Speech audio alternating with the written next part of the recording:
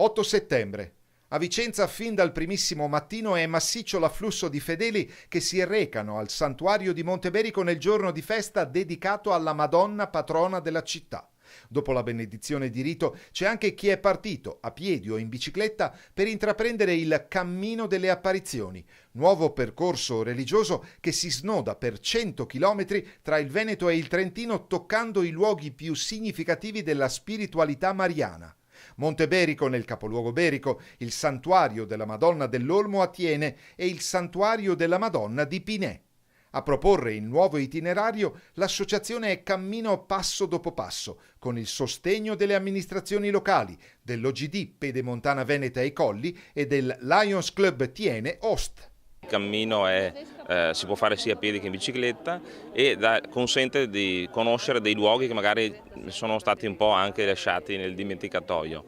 Il santuario di Monteberico, importantissima tappa, collegata a altrettanto importante santuario della provincia di Trento attraverso uno dei santuari anche a cui siamo più affezionati come vicentini, che è quello della Madonna dell'Olmo di Thiene, con tante altre piccole tappe. Quindi un'esperienza nuova che offre la Pedemontana Veneta e Colli come organizzazione per il turismo e la destinazione turistica. Nasce dall'idea di tre amici che hanno fatto dei pellegrinaggi in Italia e in Spagna e perché no farlo nel nostro territorio. Abbiamo così tante cose belle da vedere e quindi abbiamo deciso di unire questi tre santuari mariani che sono fra i più importanti del territorio, della provincia e anche della regione Trentino. Sono 5 tappe di circa 20 km l'una.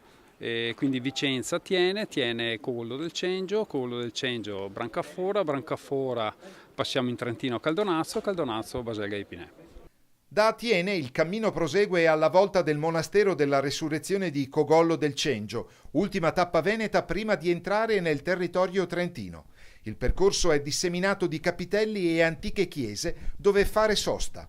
Alcune, come la pieve di Santa Maria di Zugliano, la chiesetta di San Biagio a Grumolo Pedemonte e la chiesa della Madonna della Fratta di Carré, sono autentici gioielli. In questi 100 chilometri almeno 70 sono nella Pedemontana Veneta. Abbiamo la possibilità di vedere luoghi incredibili, tra i quali anche queste bellissime chiesette. La chiesetta di San Biagio di Grumo Pedemonte è chiamata la Perla delle Bregonze, è una chiesa ancora del 200, nominata, ma in realtà forse è anche più antica. All'interno ha affreschi bellissimi e comunque è un edificio caro alla pietà popolare ma anche ai tanti turisti che arrivano qui.